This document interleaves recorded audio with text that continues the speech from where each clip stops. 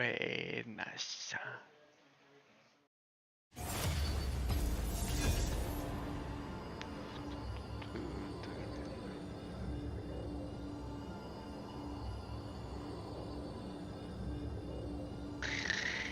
Ay, no sé cómo la gente se vuelve buena en League of Legends, o sea, como streameando.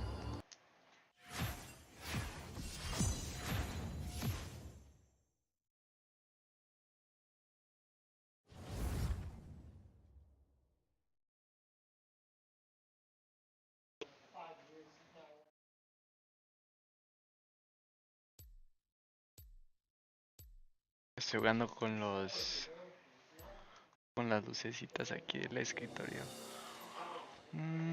Sierva trash quería hacer, la verdad no sé. No me gusta la rata, como ya lo he dicho varias veces. No es como lo que busco en una partida. Y tampoco es como cosas que me encantan.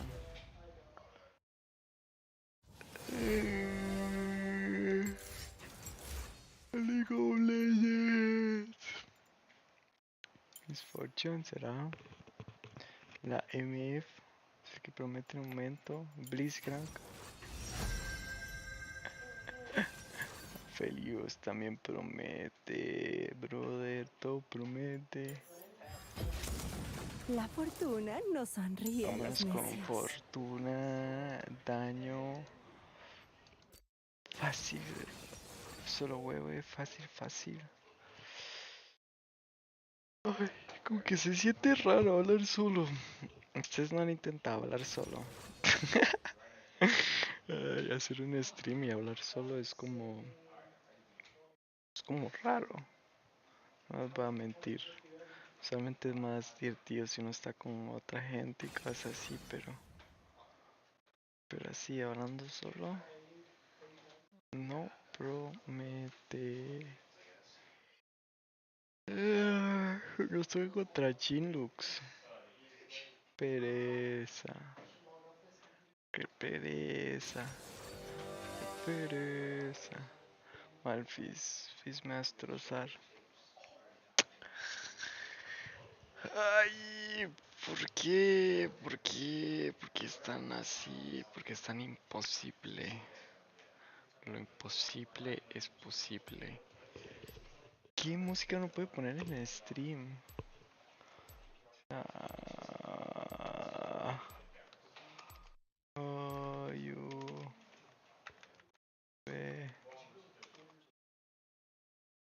Yo puedo poner contenido motivacional mientras que juego.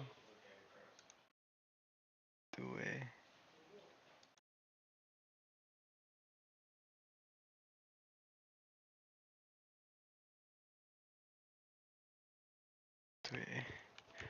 Brian Tracy. Qué bueno el Brian Tracy. Vamos con Jim Moran.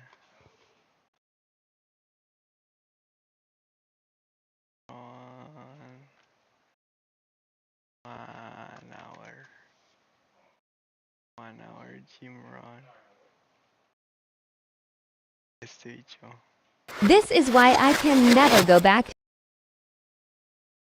Eesh.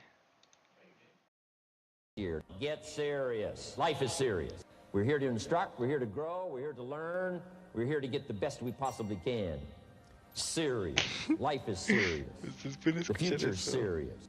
How come such a difference from those who can reach such incredible heights and those who haven't yet found the answers for their life and their health and their future?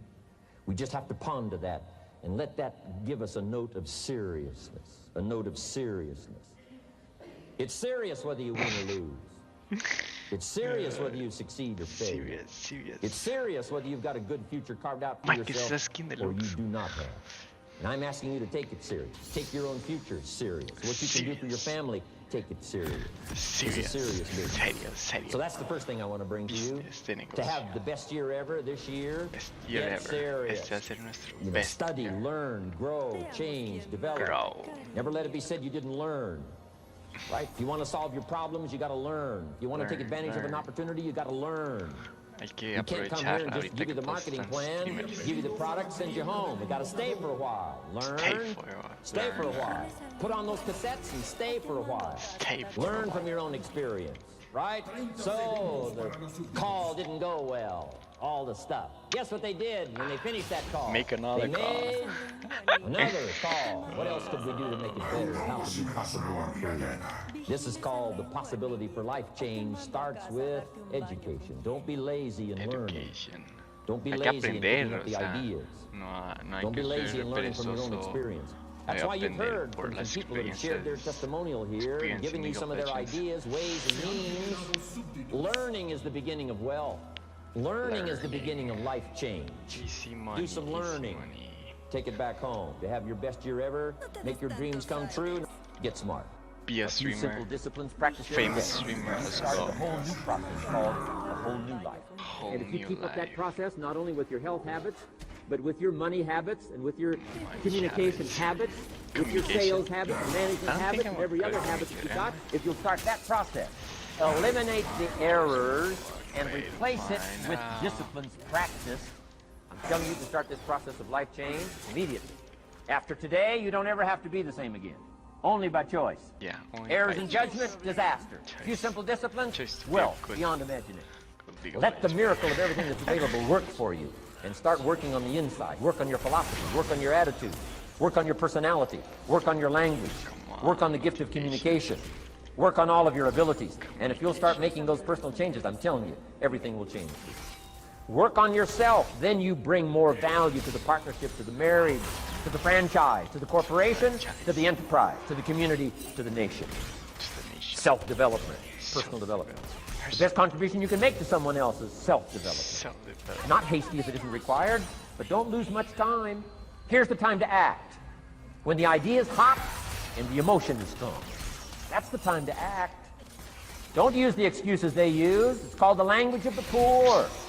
Switch gears, switch language, switch ideas, switch strategy. Start with the simplest of disciplines.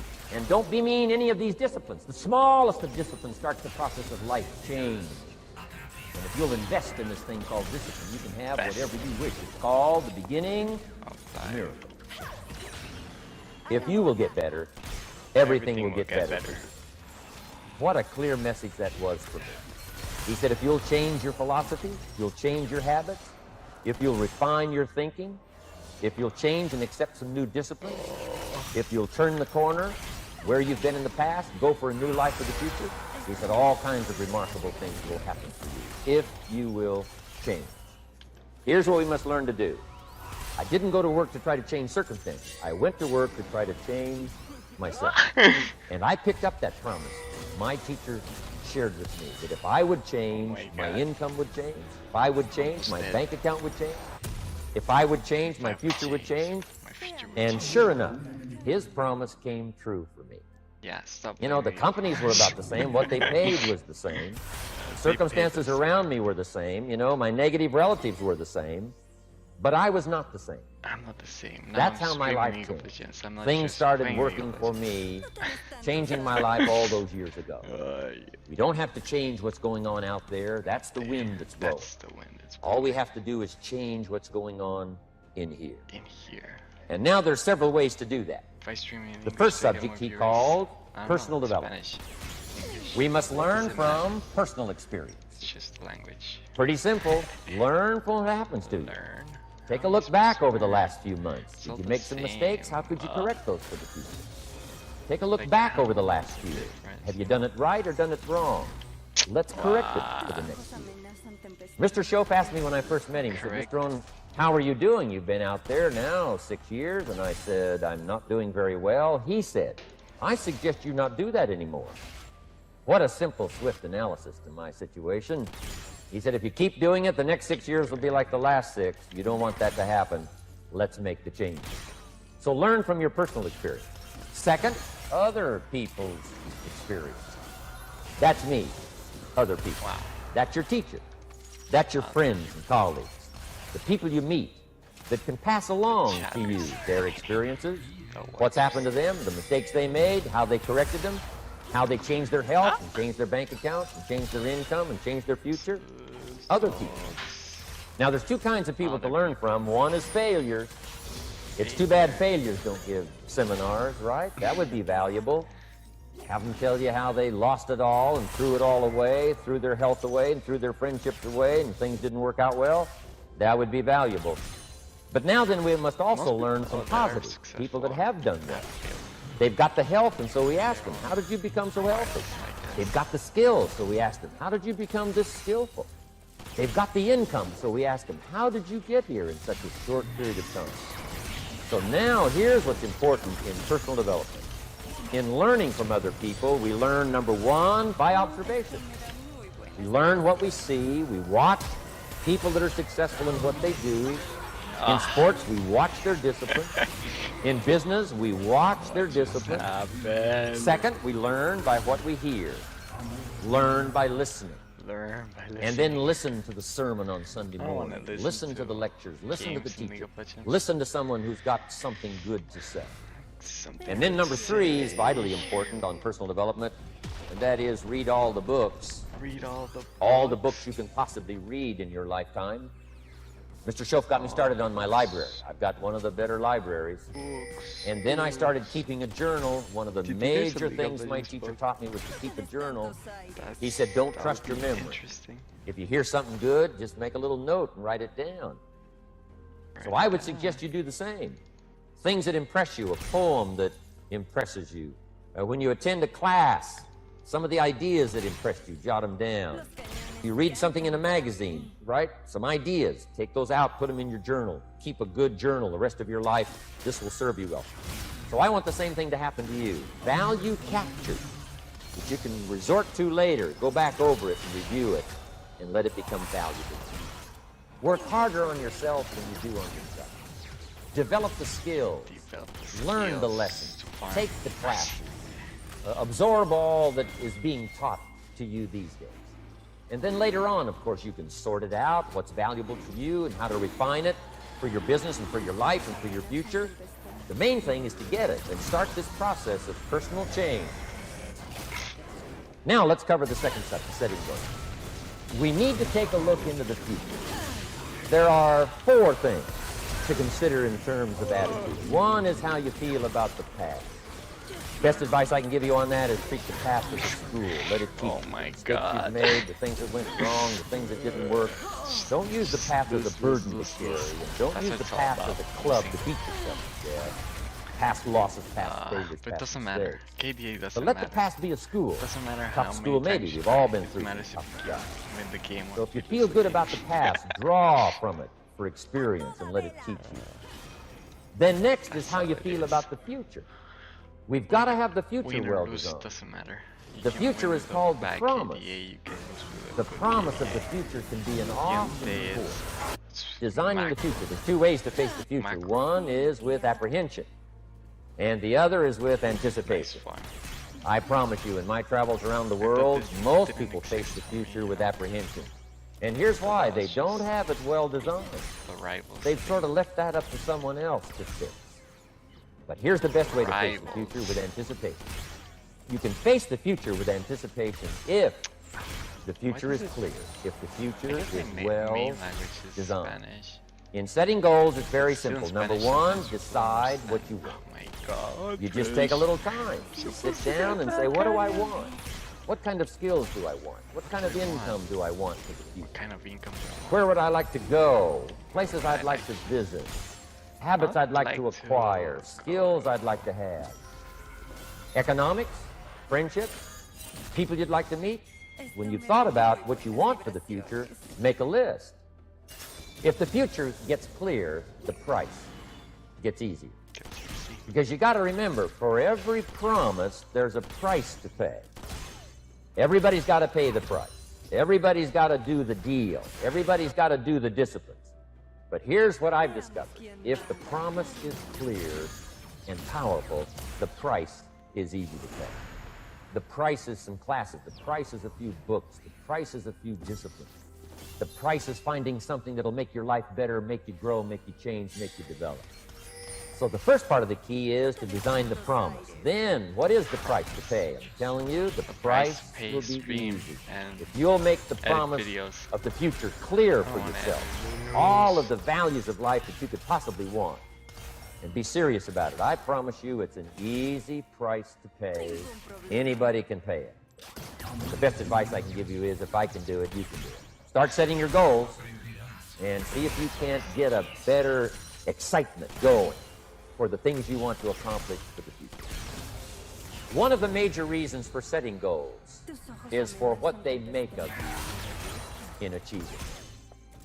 My teacher advised me when I first got started at age 25. He said, Jim, why don't you set a goal to become a millionaire? I'm here to help you. And he said, here's why. For what it will make of you to achieve it. Set the kind of goals that will make something of you to achieve it. So part of the key here is to set the kind of goals that will make something of you. Don't set them too low so that you don't have to grow and you don't have to read and you don't have to try and you don't have to stretch. Don't set them too low. And then don't sell out. Don't go for something that's going to cost you your virtue or cost you your values or sell out your principles. There's a good middle road here to follow. Goals that will inspire, goals that will help you grow, change, develop, and become better than you.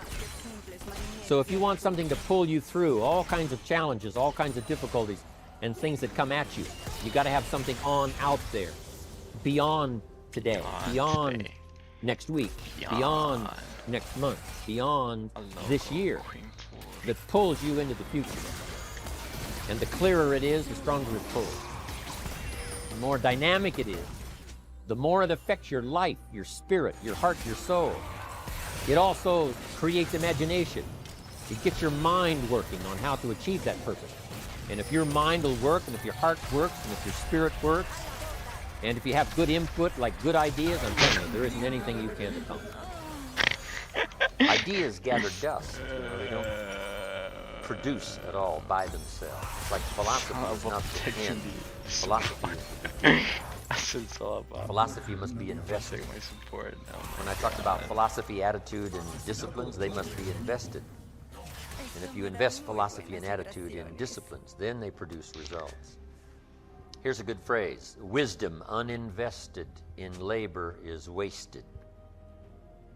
Attitude, even the highest of attitude, which is faith. Attitude, faith. Faith we're gonna win uninvested this. Doesn't matter if we have negative KPA. It doesn't matter if they have more. So the name of the game is not faith. The name of the game is not philosophy. The name of the game is to put faith and philosophy into activity so that it starts making progress. Turning nothing into something.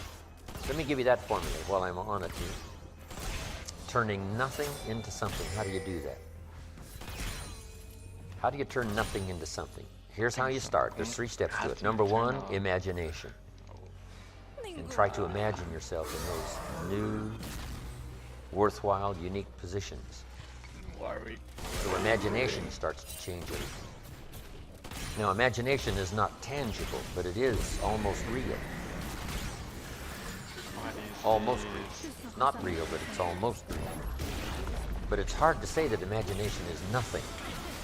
But it's nothing in terms of tangible. It's not tangible yet. And you always have to say yet. Imagination is not tangible yet. But it is the beginning of turning nothing into something. It's the beginning of turning nothing into reality. Imagination. Imagination is the ability to see things that don't yet exist. Imagination is real in the sense that it affects. It'll affect your behavior, it'll affect your enthusiasm, it'll affect your emotions. It's real in that sense, but it's not real in the tangible sense. Next is faith.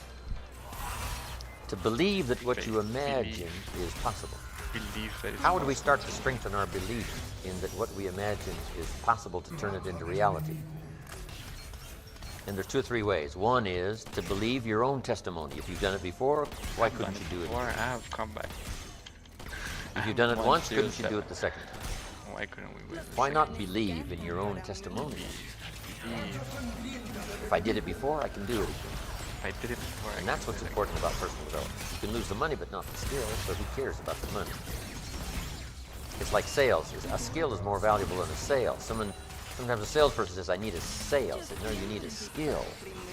Sales are temporary. Skills are permanent. Now we move to faith to believe that what we imagine is possible. So we study our own testimony. If we've done it before, we can do it again. Here's what else we study. Other testimonies of somebody who did it. Somebody that built a hotel said, yes, I started with some plans, finally believed it was possible, and here it is. You say, well, if it's possible for one, it's possible for another. In fact, sometimes when we hear the testimonial, here's how they finish. If I can do it, you can do it. See, but that's a classic testimonial that gives us now what we call faith. And one of the ancient wise writers said, faith is generated by what we hear. The vocabulary of what we hear, the vocabulary of what we read. That generates faith, to believe that it's possible. Now, faith is not reality. You can't say faith is nothing, because it affects. It's like radiation. To us, it's nothing because it can't be seen. Right? You can't see it, but it has an incredible effect. And that's true of faith. Faith can't be seen, right? With the natural eye, it can't be seen, but it has an incredible effect on your attitude, on your behavior, on your disciplines, on your work for the day, and all the rest. Here's what one writer described faith. Faith is a substance of hope. Now, it's not a substance like a brick being a piece of the hotel, but it's almost. It's so close, it's substance. And the writer also said it's so close, it's evidence. Now, not evidence you can see, but tangible evidence that's just as real as all of our human experiences that can't be touched, can't be seen. It's called the unseen magic. Language is the unseen magic. It can't be seen. The words can't be seen as they're transmitted from the speaker to the one who listens, but it can have a profound effect. That means it's more than nothing. Language is more than nothing, but to create something out of nothing, we start with imagination, then we move to faith, which believes it's possible, which is almost real. But now here's what we do with faith and imagination. We deposit it in disciplines and activities. Because faith without the activity serves no useful purpose. Farming simulator. Imagination without the activity to translate it into reality serves no purpose. But wisdom and faith, deposited in activity, creates reality. The reality of a career, the reality of a hotel that wasn't there. Now, here's all you got to do is to turn that around. A few simple disciplines practiced every day. A few simple disciplines practiced every day starts to create success. Not at the end of the first day. The first day is the end of a new beginning. Every new discipline affects the rest. Every new discipline makes a difference. That's why action is so important. The smallest action, the least action, the action that you won't think will matter. It all matters. Take it. Because when you start accomplishing and the value starts to return, you'll find inspiration to do the next one and the next one and the next one. But for this whole process to work for us, we must first master the art of discipline, self-discipline. Consistent self-discipline. Consistent. It doesn't really matter how smart you are or how much you know if you don't use it. It doesn't really matter that you graduated magna cum laude if you're stuck in a low-paying job. It doesn't really matter if you attended every seminar that comes to town if you don't apply what you've learned. Better than knowledge is applied knowledge. And once we've applied our knowledge, we must study the results of that process. Apply our knowledge, study the results. refine our approach. Finally, by trying and observing and refining and trying again, our knowledge will inevitably produce worthy results, admirable results. And with the joy and results of our efforts, we continue to apply, to learn, to observe, to fuel our ambition with the positive reinforcement of continued progress. Pretty soon, we'll find that we're swept into a spiral of achievement, a vertical rise to success. It takes consistent self-discipline to master the art of setting goals, to master the art of time management, to master the art of leadership, to master the art of parenting and relationships. If we don't make consistent self-discipline part of our daily lives, the results we seek will be sporadic and elusive. It takes a consistent effort to truly manage our valuable time, or we'll be consistently frustrated. Our time will be eaten up by others whose demands are stronger than our own. It takes discipline to conquer the nagging voices in our minds, the fear of failure, the fear of success, the fear of poverty, the fear of a broken heart. It takes discipline to keep trying when that nagging voice within us brings up the possibility of failure. It takes discipline to admit our errors and recognize our limitations. The voice of the human ego speaks to all of us. Sometimes the voice of ego says that we should magnify our value beyond our results. It leads us to exaggerate, to not be totally honest. It takes discipline to be totally honest, both with ourselves and with others. It takes discipline to change a habit, because habits are formed a little bit each day, every day, every day. Once habits are formed, they act like a giant cable. They act like a nearly unbreakable instinct that only long-term disciplined activity can change. You just got to go home and make a list after today. And here's the question to ask as you make this personal list. Personal list. What am I not doing that would be easy to do? That could greatly change my health, my wealth? What am I not doing I'm neglecting that would be easy to do? Go home and answer that question personally. You don't have to put the answers on a public bulletin board. This is just all personal stuff. But here's how you get a miracle going for your life. Number one, do what you can. Get a list of the stuff you could do, you haven't done, postpone, and start cleaning that up. You can't start at a better place for personal change. It'll affect your bank account, affect your future, affect your income, affect everything. You can't start a better life change process than cleaning up what you should be doing. The man says, well, my mother lives down in Florida. Should have written her 6 months ago. I just can't seem to get that letter written. I'm asking you to get that letter written, clean that up, and don't walk like other people walk. Don't postpone like other people postpone. You say, well, is it as simple as writing a letter? And the answer is yes. Where else would you start for life change, personal change? Now, here's the second part of the miracle. Number one is do what you can. Here's number two, do the best you can. If that's not your philosophy, I would ask you to amend it. Let me give you the best of ancient script. Here's what it says. Whatever your hands find to do, do it with all your might, do it with all your strength, and do it with all your power. What a good philosophy. That kind of philosophy will revolutionize your life if you haven't picked it up lately. Guy slips in late, company doesn't seem to mind, slips out early, first one in the parking lot, heading for happy hour. Stretches his break, comes early for lunch, late back from lunch, company doesn't seem to notice. Guy says, best as I can calculate, I'm putting in about a half a day's work and I'm collecting a full day's pay. Little does he know the seeds of his own disaster are already being sown by the weakness of his own personal philosophy. It's not the economy that's going to determine your next 6 years. It's your philosophy about labor and about activity and about miracle and soil and seed and sunshine and rain and the economy and the banks and the money and the companies and the schools and what's going on.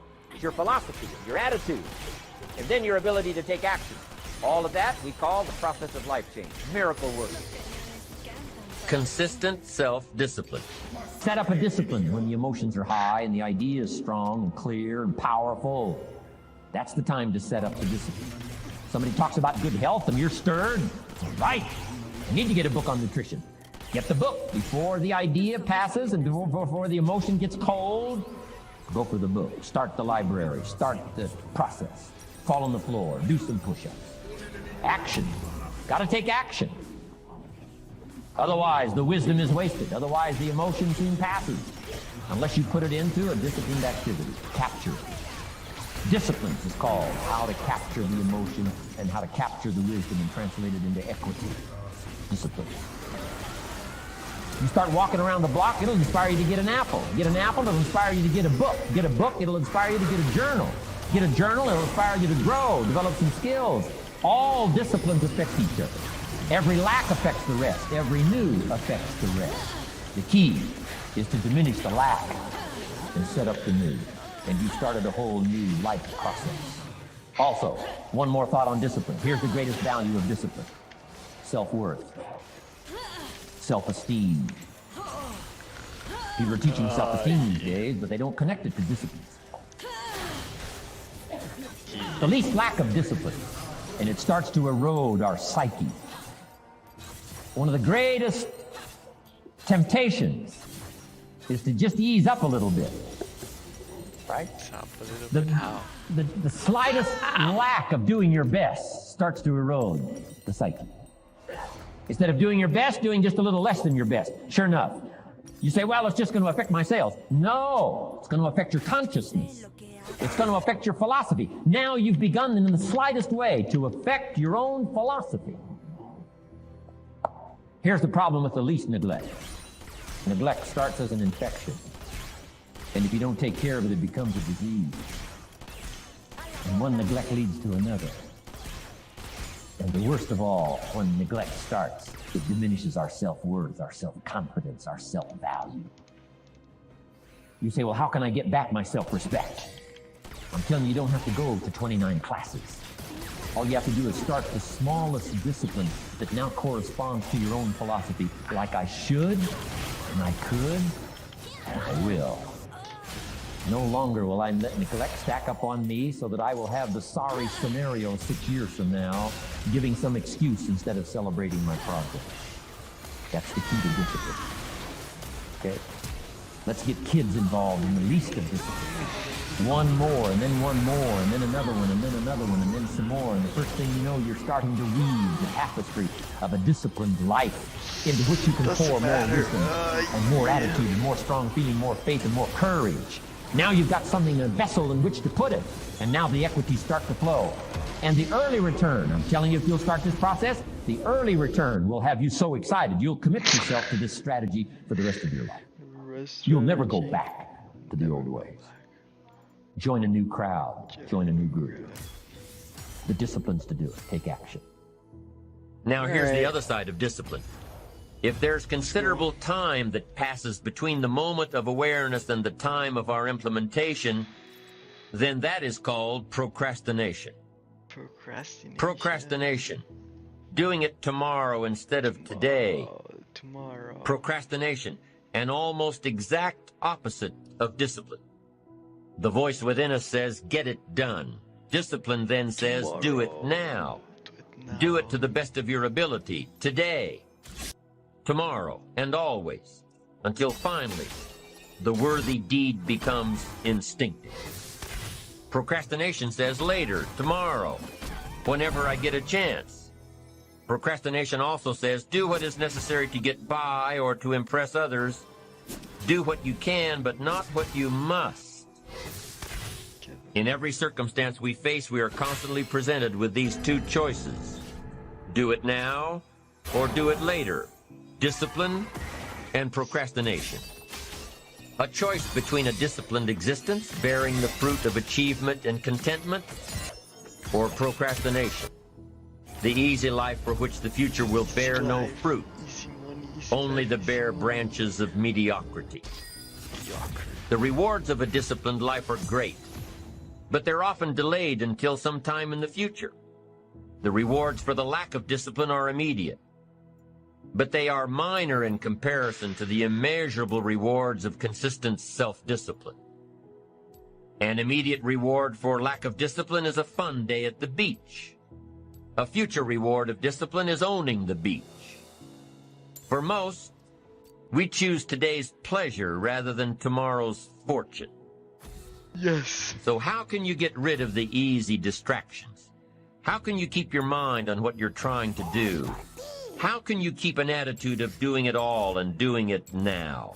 How can you make the choice of discipline over procrastination? How can you stay focused on your ambitions? How can you avoid conversations at the water cooler? You can keep your focus on your work. You can get it done today instead of tomorrow. You've got to really work on your consistent self-discipline on a daily basis, or you'll find yourself distracted. Distracted by negative thoughts, distracted by negative people, distracted by water cooler chatter, and pretty soon, depending on the type of people you've associated with, distracted by your doubts within yourself. Never underestimate the power of influence and associations. And never underestimate the power of your own consistent self-discipline. Now let's take a closer look at discipline, at the 3 steps to becoming disciplined. First, true discipline is not the easiest option. Most people would rather sleep until 10 o'clock than get up at 6. Yes. It's easier to go to bed late, sleep late, show up late, yes, leave early. It's easier not to read. It's easier to turn on the television than to open a book. yes, It's easier to do just enough than to do it all. yes, Waiting is always easier than acting. yes, Trying is always easier than doing. yes. Imagine what life would be like if we didn't have to make our bed in the morning, or keep our garage clean, or pay our taxes, or show up for work tomorrow. Wouldn't it be fascinating if we didn't have to do these things? Wouldn't it be fascinating? What do you suppose would become of us? You're right. Not much. For whatever the reason, the system we live in and contribute to is designed to make the easiest things in life the most unprofitable. Profitable seems to be the most difficult. Our world is and always will be a constant battle between the life of ease and its momentary rewards and a life of discipline and its far more significant rewards. Each has its own price, the price of discipline or the price of regret. The second lesson of discipline is that it's a full-time activity.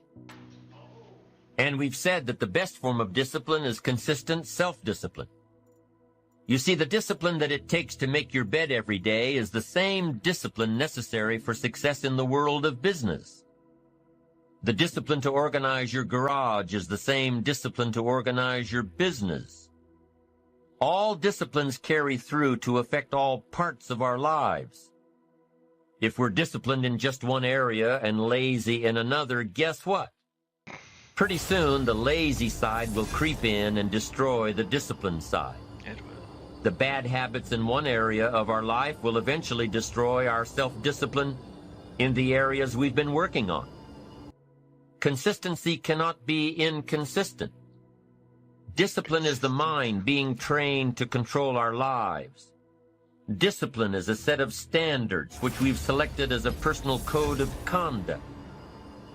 Discipline is imposing on ourselves the requirements for honoring these standards. Once we've adopted these standards of behavior and conduct, we're committed to honor them.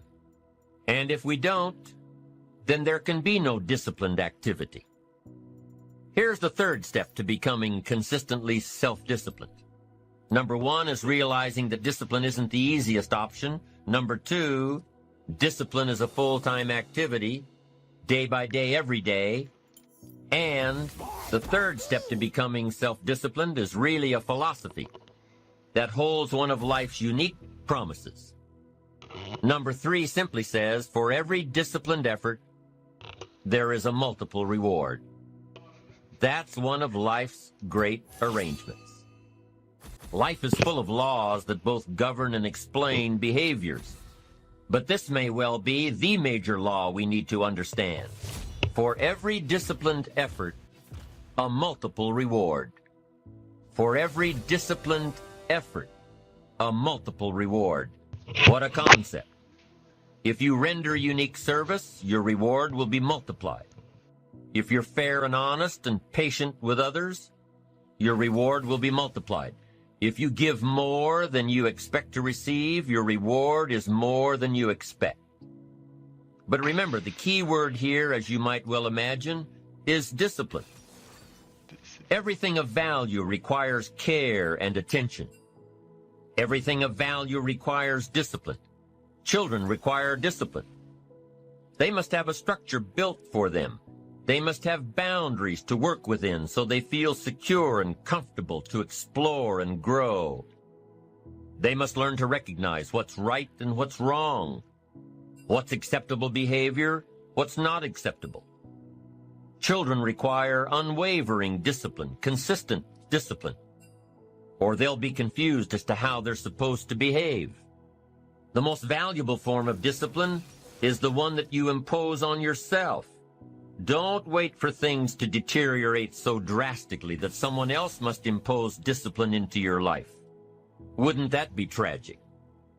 How could you possibly explain the fact that someone else thought more of you than you thought of yourself?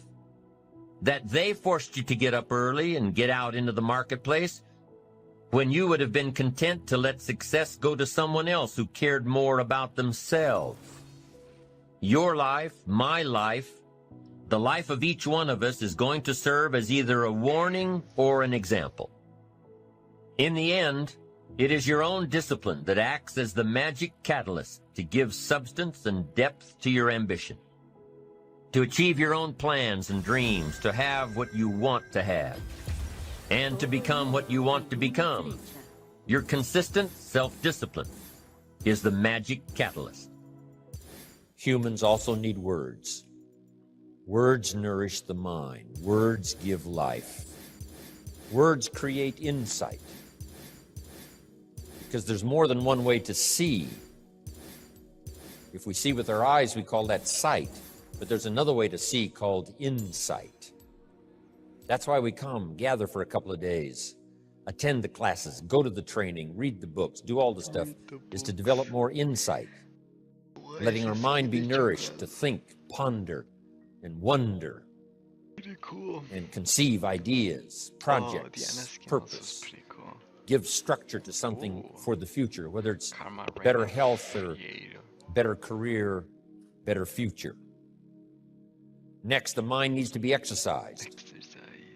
We talked a bit about that earlier. Exercise by debate.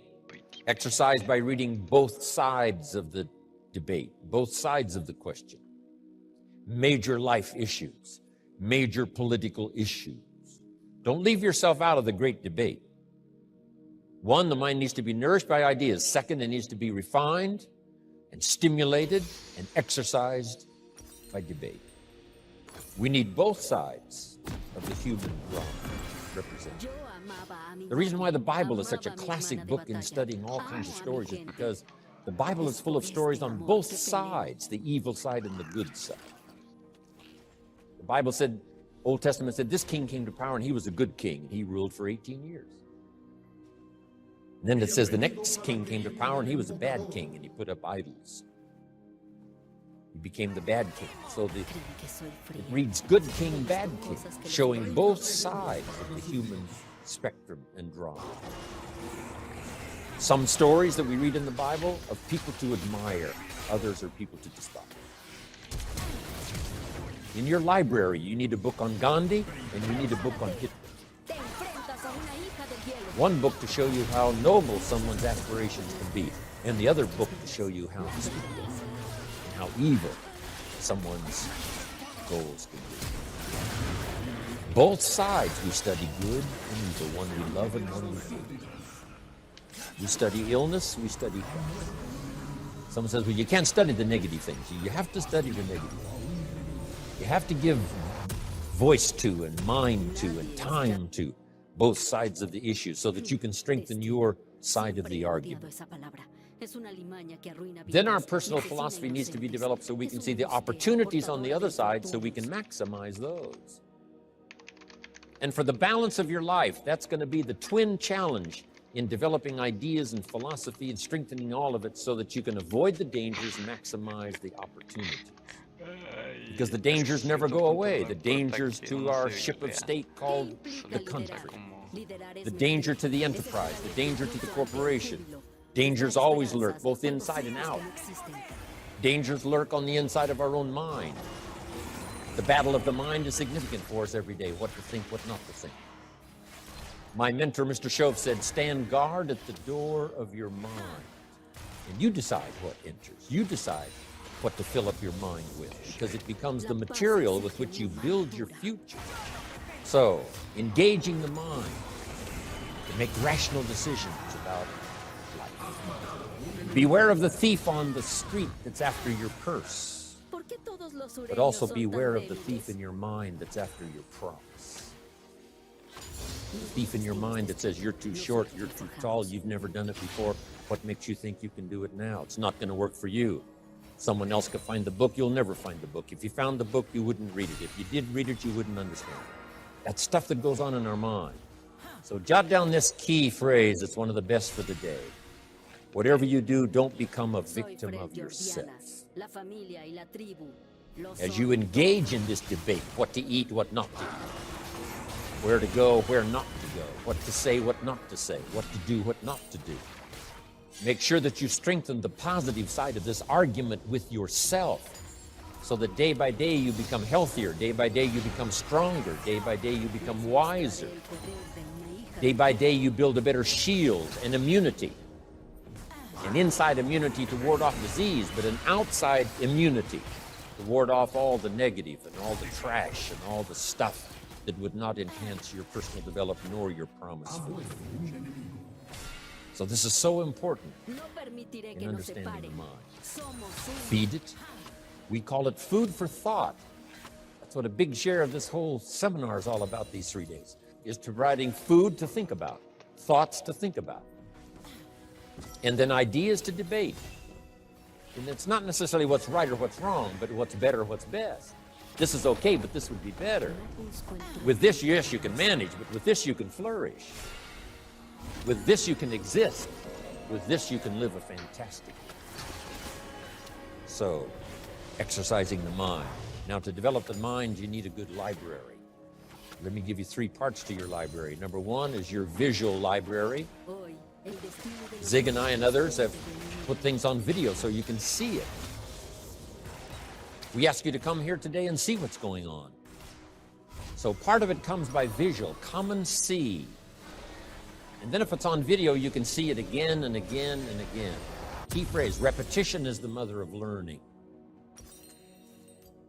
Repetition is where if we hear it again, we see something we didn't see when we heard it the first time. We see something different that we didn't see the first time. Next is your listening library. Zig Ziglar's right. Turn your car into a mobile classroom. You can have a university education in a fairly short period of time just using the traveling time to listen. Key phrase is to listen to voices of value. Discriminate in your listening time. Listening to someone of reputation, someone who has good ideas, someone that's been recommended that has some value. Don't waste your time listening to things that don't count much. Hey, there's some things that are not worth spending the time. You know, they create more poison than they do benefit. So be careful. If somebody says to me, these eggs are rotten, I'm not going to make an omelet and try it. I'm going to take their word for it. So feed the mind, exercise the mind, and build your library. Make this note. You cannot live on mental candy. Just like you can't feed your children ice cream all the time and hope that they will be healthy. So you cannot live on mental candy. Someone says, well, I just read the positive stuff. That's not enough. And the reason is because you need to know both sides of the issue. So start your library like I did, age 25. I mentioned in another seminar, haven't read everything in my library, but I feel smarter just walking in it, right? Smart enough to buy it. Now I got to be smart enough to read it all. Then I got to be smart enough to sort through and decide what's valuable. So make that the next part now. In part of personal development for the mind, you got to sort through what you read, what you see, and what you hear, and decide which of all of that is valuable for you to try and do and master. This is where being a student comes. It's not a follower, but a student. You read one book on good health and it says, do what this book says, you'll live forever. You read the next book on health and nutrition and it says, if you do what that first book says, you'll die young. So someone says to me, Mr. Owen, which of these books should I follow? Jot this down. Neither one. Don't be a follower. Read both books and make up your own mind. Here's what's important in the final analysis. One of the best phrases for the day, I make sure what you finally do is the product of your own conclusion. Make sure what you finally do is the product of your own conclusion. Meaning you don't just follow, but you listen to both sides of the argument. You listen to the controversy. You try to master the points on both sides or three sides or whatever. Then you start charting your own course. It doesn't say you'll make always the right decision on what course to take or what to do. You can refine as you go. But make sure that what you do is the product of your own conclusions. Conclusions from the debate. Conclusion from what makes the best sense to you to try. Now, jot this down.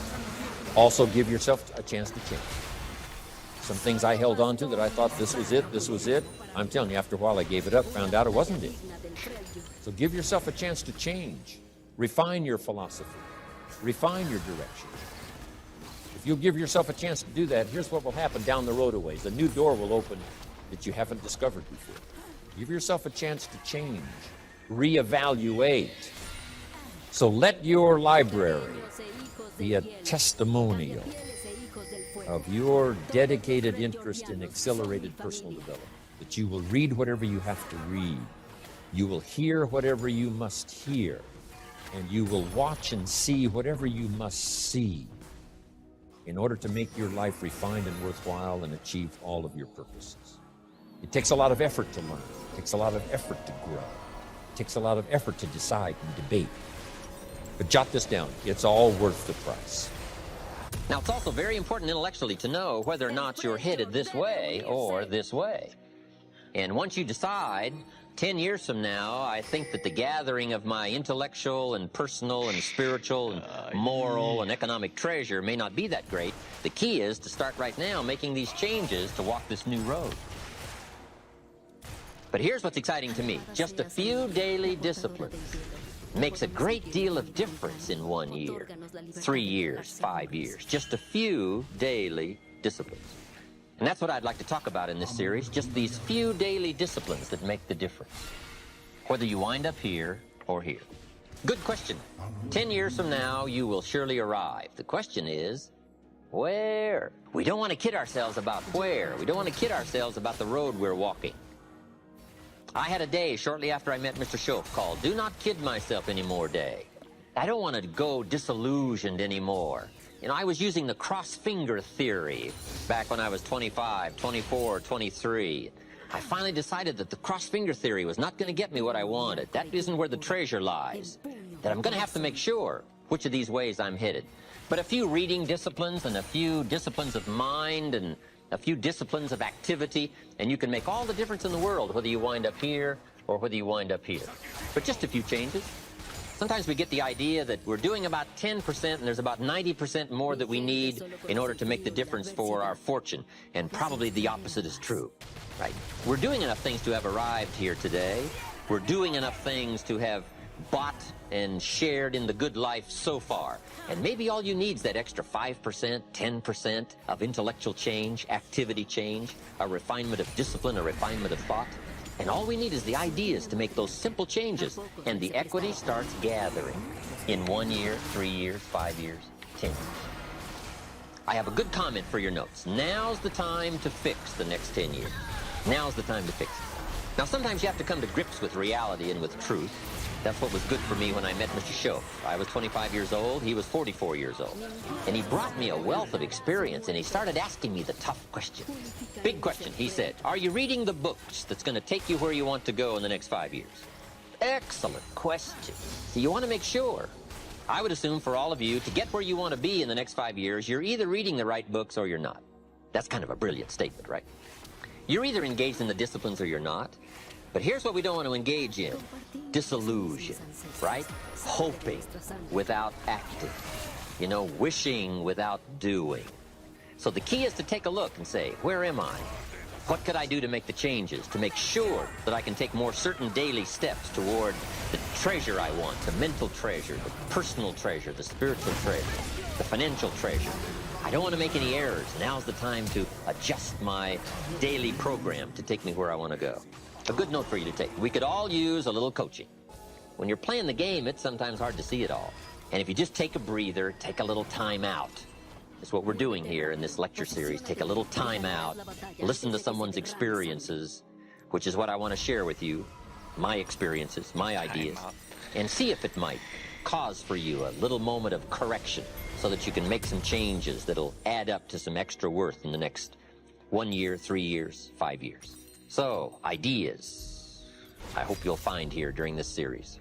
All kinds of ideas, health ideas, enterprise ideas, living the better life ideas, and primarily for this series, skills of leadership ideas.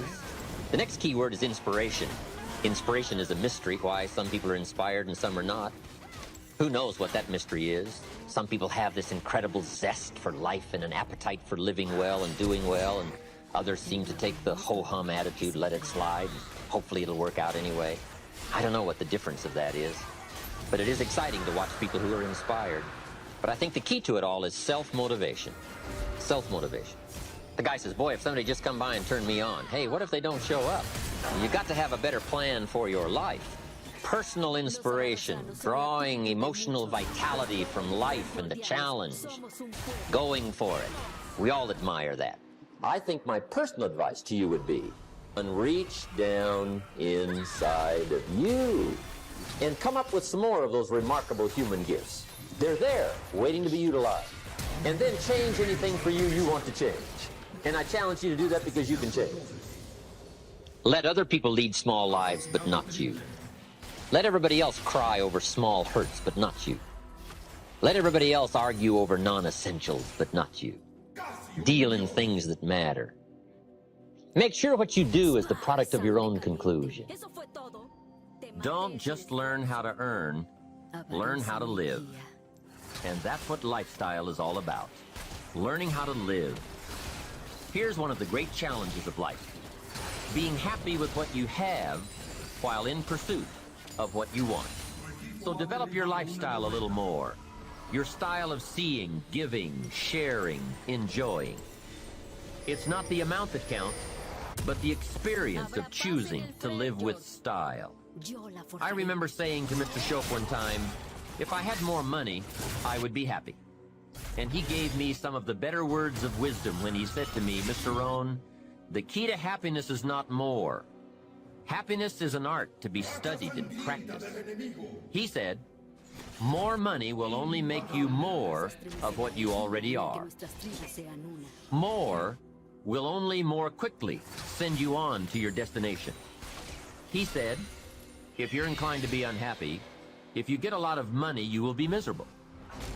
More money will only make you more. More money will only amplify. If you're inclined to be mean, and you get a lot of money, you will be a terror. If you're inclined to drink a little too much, when you get a lot of money, you can now become a drunk. So style is not more. Style is an art, a genius, a design. Lifestyle is reserved for those who are willing to study and practice the higher arts of life. Lifestyle is culture, music, dance, art, sculpture, literature, plays, concerts. Lifestyle is a taste of the fine, the better, the best. Mortimer Adler, the philosopher, says, if we don't go for the higher taste, we will settle for the lower one. So develop an appreciation for the fine. That is a worthy purpose. Developing an appetite for the unique things in life. Study the art and reach for the best. To have the best in the time we have available to us, that is the quest. Remember, it's not the amount, It's the imagination. Be somebody. That's a good challenge. Be somebody. Be somebody wise. Be somebody strong. Strength is attractive. Be somebody kind. Now consider this. Some people have plenty of beautiful things filling their days, but they get little happiness from them. Some people have money, but they have trouble finding joy in their lives. Imagine a father wads up a $5 bill and throws it at his son, saying, "Here, if you need the darn stuff that bad, take it." Same money, poor style. And remember, it's not the amount that counts. It's the style that counts. Mr. Shove taught me lifestyle in those early days, starting with small amounts. He said, imagine that you're getting your shoes shined, and the shoe shine boy has done a fabulous job. You have one of the world's all-time great shines. So you pay him for the shine. Now you consider from the change in your hand what kind of tip to give him. And the question pops into your mind, shall I give him 1 quarter or 2 quarters for my neat shine? Mr. Shove said, if 2 amounts for a tip ever come to your mind, always go for the higher amount. He said, become a 2-quarter person. I said, what difference would that make? 1 quarter or 2 quarters? He said, all the difference in the world. If you said, well, I'll just give him 1 quarter, that will affect you for the rest of the day. You will start feeling bad. Sure enough, in the middle of the day, you will look down at your great shoe shine and say, I've got to be cheap. 1 lousy quarter. That will affect you. However, if you go for 2 quarters, Shove said you can't believe the feeling you can buy for another quarter. That's lifestyle. Becoming a 2-quarter person and learning to get joy from the greater person you are becoming. Just 2 modest examples of how easy it is to put style in your life. Make sure you don't miss out. Don't miss anything you can enjoy. Be sure you live your life in style. Now let me give you a neat part of life. The pull is in the opposite direction, and it always is. Here's what success is. Success is learning to move in the opposite direction of the normal negative pull. Success is just overcoming the normal negative downward trend. Because I guess that's what life was meant to be. Overcoming the normal negative downward pull. Success is moving in the opposite direction. Life that springs from the seed really is moving in the opposite direction. Gravity wants to pull the seed down, but sure enough, the seed being pulled down by the soil takes root, comes to life, right? Comes to life, takes root, starts to grow, and which way does it grow? Up, right? It gets the roots and the nourishment, but it grows up. It pushes its way against gravity. It moves up, and that's what success is. That's what life is, of movement in the opposite direction. Here's something else to think about. Did you ever hear where the expression tip came from? As in tipping the waiter or waitress in a restaurant. Mr. Shove taught me that it began as a symbol for the phrase, to ensure promptness.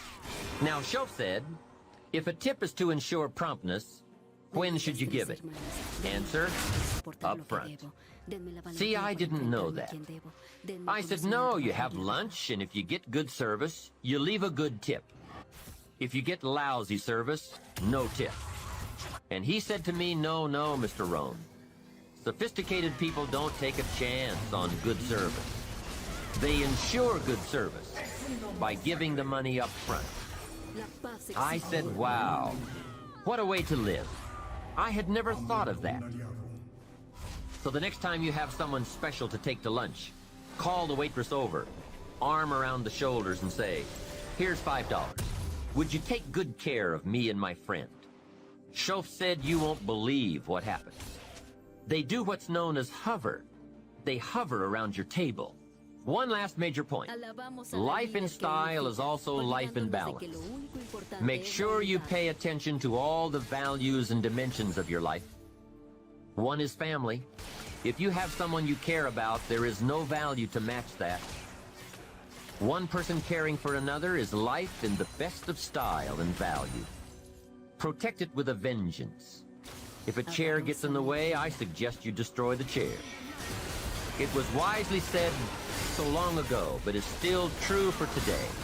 There are many treasures, but the greatest of these is love. Better to live in a tent on the beach and have a love affair than to live in a mansion by yourself. Ask me. I know.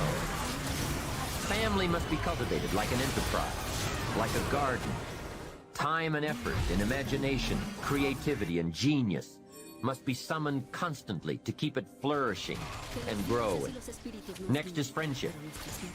A priceless value, friendship. Friends are those incredible people who know all about you and still like you. Friends are those people who are coming in when everyone else is leaving. And, as someone once suggested, be sure to make the kind of friends on your way up who will take you in on your way down. Life is a bit of both, up and down. But with true friends, friends who care regardless of your circumstances, the ups are more automatic and the downs less devastating. I do have one very special friend, though. If I was stuck in a Mexican jail and accused unduly, I would call this friend. Guess why I'd call this friend? He would come and get me. Now that is a friend. Someone who would come and get you. Guess how much you would spend to get me? Right, as much as it would take. Guess how long you would try to get me out? You're right, as long as it would take. That is a friend, someone who would come and get you. Now, I also have some casual friends who would probably say, call me when you get back. I guess we all have some of those friends. But friendship is so vitally important to those in search of the good life. Make sure your friendships get the attention and the effort they deserve. Properly nourished, they will give back to you that priceless treasure of both pleasure and satisfaction called the good life. And remember, the good life is not an amount.